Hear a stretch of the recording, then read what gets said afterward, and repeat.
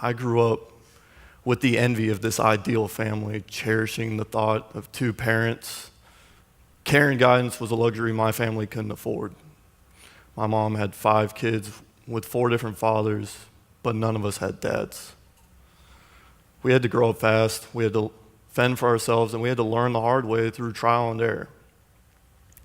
We didn't have a mom who made us breakfast, packed our lunches, or asked us how our day was. Now, my childhood consisted of watching my mom get drunk or high, verbally and physically abusing me and my siblings. And when she wasn't abusing us, we were abusing each other because that was all that we knew. But I look back and it's hard to blame her. She was raised by an alcoholic, abusive father. And it's a vicious cycle. It's hard to break, but I will be the one to break it. There's not many memories of my childhood before 8 years old, and that's probably because there's not much good to remember.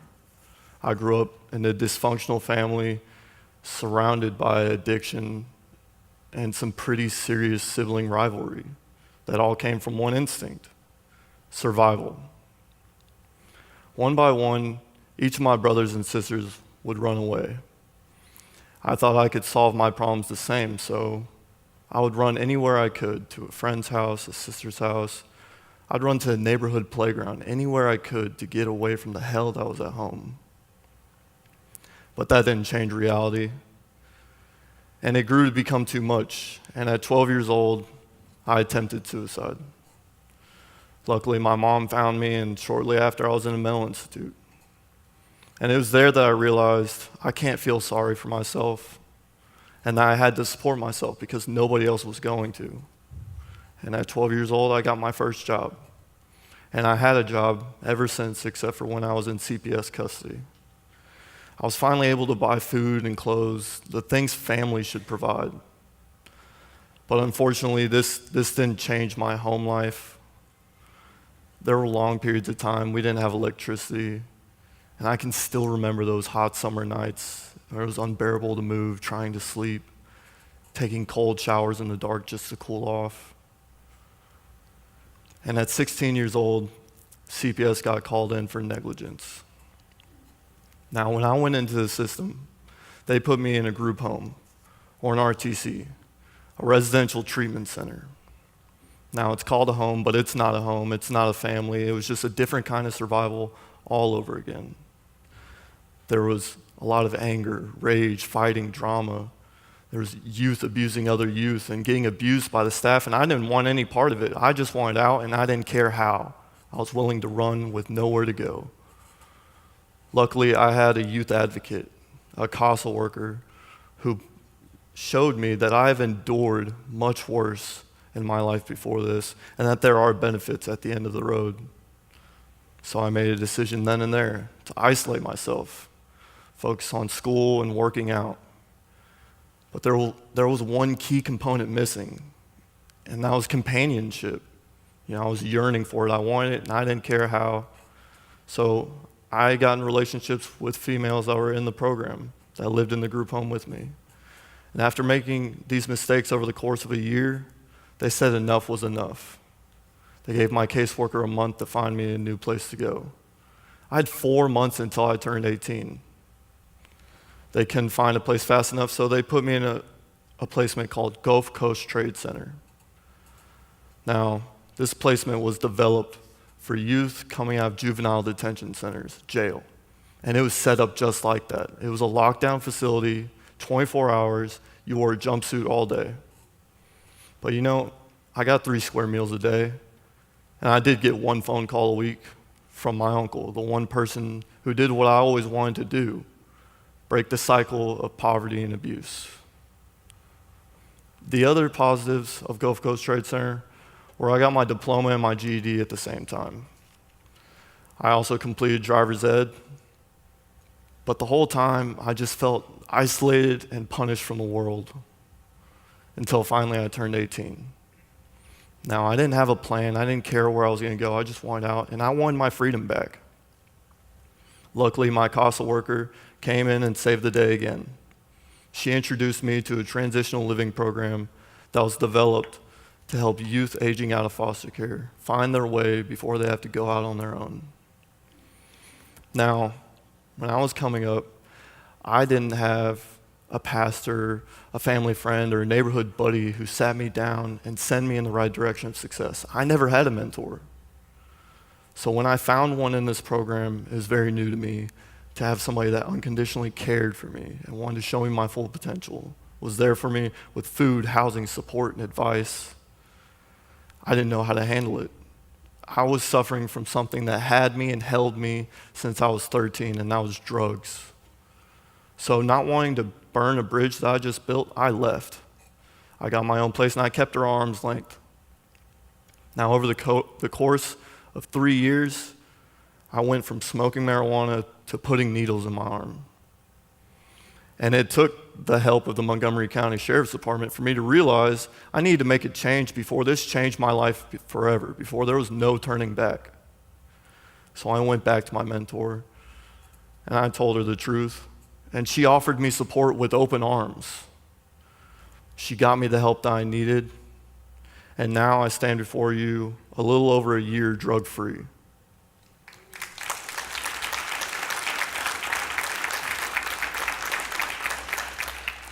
Over this past year, I've done things I never would imagine were achievable for me. I finally got to leave the country. I went on a mission trip with this church in Honduras. We built a house in 2 days, an entire house in 2 days. I never would have thought was possible. Because I had a mentor, because I had somebody step in my life and unconditionally cared and loved for me with no personal gain in their mind, I'm able to stand here hopeful and drug-free today. This is my story.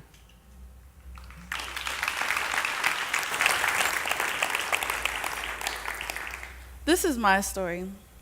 Looking back now, I realize that my mother was emotionally detached from me. Truthfully, I think that she was just incapable of being the mother that I needed her to be. She didn't coddle me, and she definitely didn't protect me. See, it was 6 days before my 13th birthday when I was placed into foster care, after the second member of my family sexually abused me. I cried out about the abuse, not even considering the consequences that might follow. I had no clue about foster care. I believed this illusion of going to this amazing foster home where I'd finally be loved and accepted.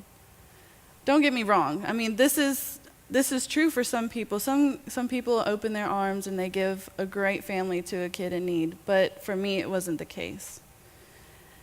So a couple of weeks after I was in that foster home, I was removed when I started having some adjustment problems. And I mean, who wouldn't in my position? Abuse was all I knew.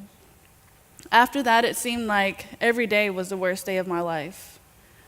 From ages 13 to 17, I went to a total of 13 placements. I went to places like emergency shelters, psychiatric hospitals, group homes, and residential treatment centers. I found out that these were the places that they put kids that had behavioral problems, where it was normal to be violent. And since I was usually amongst the youngest kids in these placements, I learned how to fight for my survival. The CPS was where I learned how to deal with systems and institutions. And honestly, the whole time that I was in foster care, I felt like I was being punished for the abuse that I went through. I felt alone. I felt hopeless. I learned how to count on myself. I learned how to be whoever I had to be in order to make it for that day. You see, my dad had introduced me to drugs and alcohol at age 7, and I was fully addicted to drugs by age 11. So escaping reality was normal for me. When I was about 15, I learned the art of running away. I was tired of being locked down, and I thought that if I could get away, things would get better. And of course, this wasn't true, because every time that I would run away, I would end up in some crazy relationship with a man that was way too old for me with a good supply of drugs. I was blinded by my urgency to get away, and I put up with physical, verbal, and emotional abuse, all while still dreaming of success. Now I know it might not make sense, it might sound a little bit crazy, but I had no skills besides my street smarts. I didn't have anybody there guiding me through my struggles, telling me that I could make it. I didn't know how to live life on life's terms. So in my eyes, what happened next seemed almost inevitable. It was 3 months before my 18th birthday when I was charged with my first felony. And as a result of that felony, I went to prison for the first time at age 18. My dreams of success came crashing down. But as usual, I made it. I adjusted to my surroundings and I made it in prison. And 11 months later, when I got out, my mind had almost given in to the thought of being institutionalized. I couldn't even count on myself, and I dove deep back into my addiction. Honestly, my hope was almost gone. But somehow, throughout my last bout of addiction, Angel Reach was introduced into my life. And Angel Reach was the place where I met some volunteers and I met some mentors. But when I first met them, I didn't make it easy to be liked. I didn't have any intention of taking any advice from anybody. My goal was to just get in there, get cleaned up for a little while, and maybe I could go back out and do it differently next time. I did that twice. It didn't work. And the third time, something was different. I was 10 weeks pregnant. I knew that I had to change. I knew that I had to be the mother for that child that my mother was never for me. I had to make a difference. So these volunteers and these mentors, they reached out their hands to me. They gave me advice, and I took it. They cheered me on. They told me I could make it. And they took what was ugly to me, and they made it into something beautiful. My son, Elijah, he's 10 months old now, and I couldn't be any happier. He has changed my life. And I'm thankful that these people have helped me, and they cheered me on. And now I'm here. This is my story.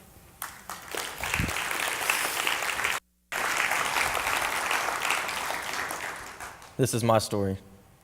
From as early as I can remember, my mother struggled with addiction to alcohol and prescription drugs. Because of that, she also struggled with frequent outbursts of rage. Besides other random strangers she would call boyfriends, she was our primary caretaker. As my older brother and I grew up, the rage became worse, and it seemed we were fighting on a regular basis. When I was 12 years old, one of those arguments ended with her telling me to get out of the house. I couldn't pack my bag fast enough, so on the way out of the house, my mom shot me in the back. It was late at night, and I was too embarrassed to ask for help, so I ran to the nearest hospital.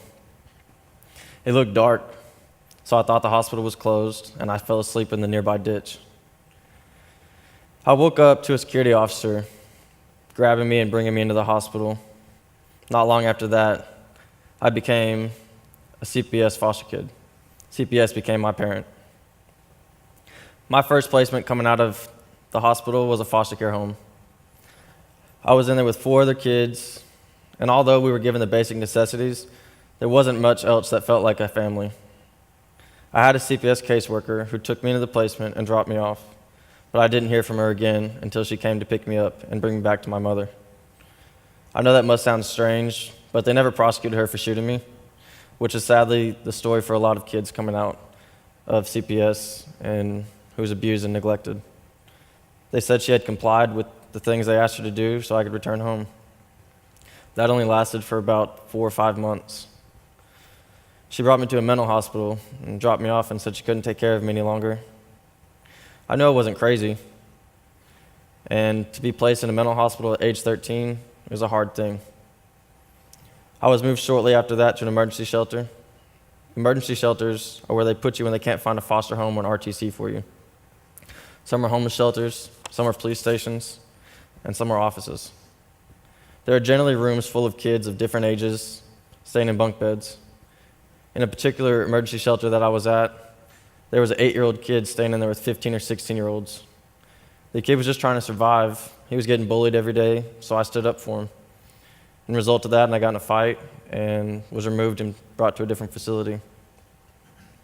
This time it was an RTC, a residential treatment center or a group home. I would describe it basically a lockdown facility with 10 or 20 guys that feels to a young teenage boy like a prison without cells. The staff there were mostly minimum wage employees with a high turnover rate. There were a lot of rules, nobody really cared about you, and everybody else in there was just as hopeless and angry as you were. It was a recipe for a lot of problems. Even if you wanted to be a good kid and do what you needed to do, it was next to impossible to stay out of trouble, with all the different kids coming in and out, and same with the staff.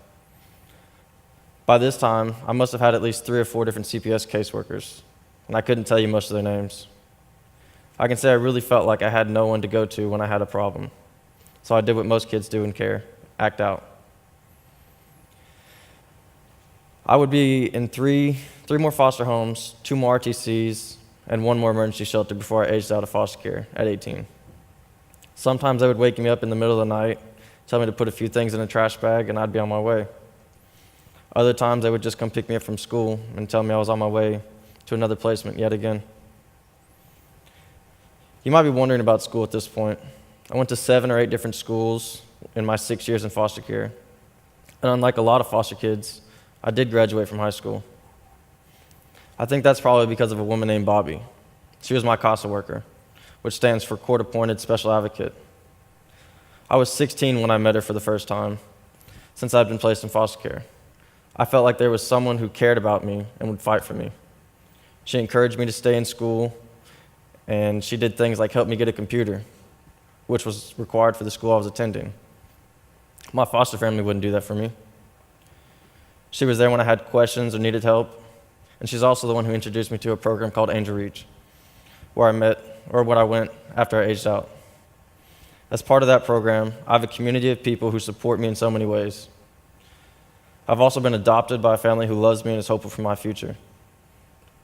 I often wonder what it would have been like had I had these opportunities and resources when I first went into care. I think just knowing that I had someone to fight for me would have made a world of difference in my life. I think I would have made smarter choices in the beginning rather than struggle the 6 years that I did. I'm thankful now to be able to advocate and speak for the kids in foster care, try to get them support and the resources I didn't have. This is my story.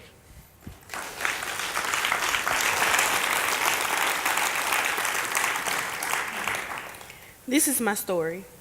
I never really had anyone to show me what love was. My mom was never really present in my life. She was always addicted to drugs and alcohol and chose those over her kids. When I was 8, my grandmother died, and my mom wasn't able to care for my sister and I. My sister was the lucky one. Her dad was present in her life, but unfortunately, I didn't know who my father was. So I moved in with one of my aunts until she decided that she didn't want to take care of me anymore. She decided to call CPS, and when they wouldn't help her, I moved in with another aunt whose boyfriend just happened to be a sex offender. CPS then got involved because they didn't feel like it was a safe environment for me to be in. I was in CPS for about a year when finally my mom got clean and sober. And then 6 months later, CPS gave me custody, gave me back to her. Even though she tried to show me love, I never really felt any love. I hated who I was. I was so mad and angry. I was mad at God for taking my grandmother away. I was mad that I didn't know who my father was. I was mad that it took my mom this long to be the mother that I needed her to be. I didn't understand why no one wanted to have me around. Living with my mom was really hard because we didn't know anything about each other. And I was so emotionally damaged at that point that I couldn't accept any love or any advice that she tried to give me. I would run away often. Around the 3rd time that I ran away, I met this older guy who wined and dined me and filled that void of loneliness and emptiness that I had been feeling. I really thought that he loved me.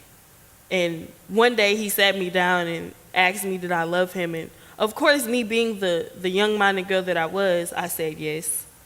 And he proceeded to tell me that if I loved him, that I would sleep with other men in exchange for money.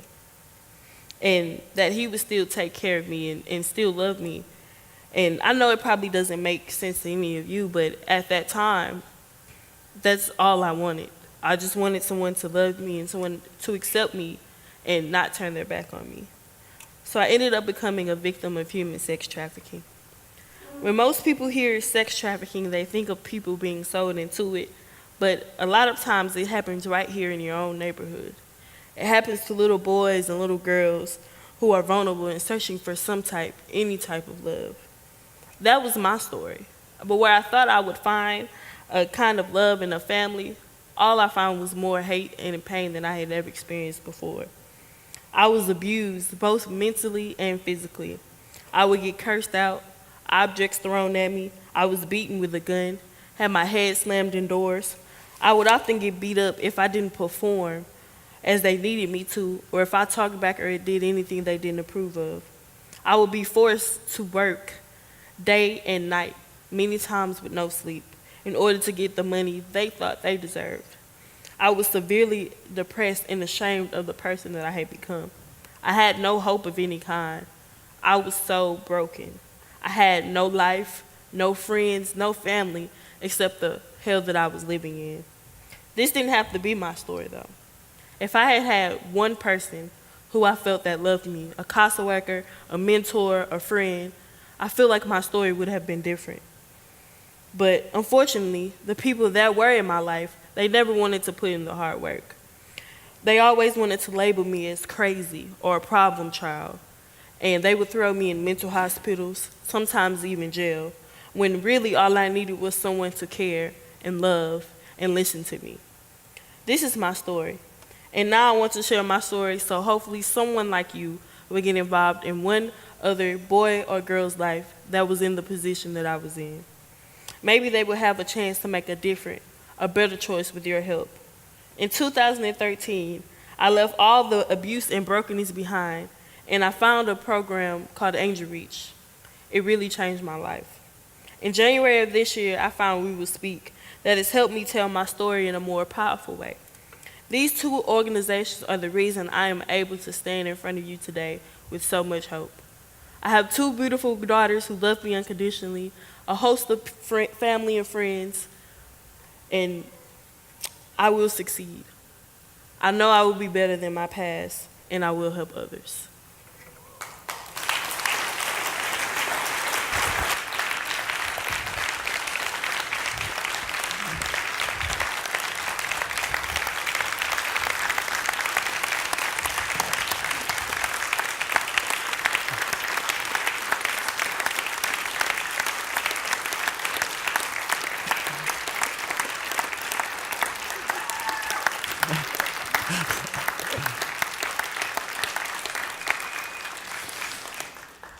This is our story.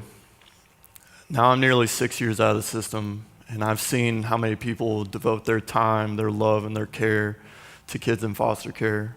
There are people teaching classes, teaching us to drive, driving us to our jobs, our interviews, to doctor's appointments, donating furniture, clothes, and food, mentoring, offering seats at their table, and just working to make sure that kids in foster care see that they do see them, that they care and love for them.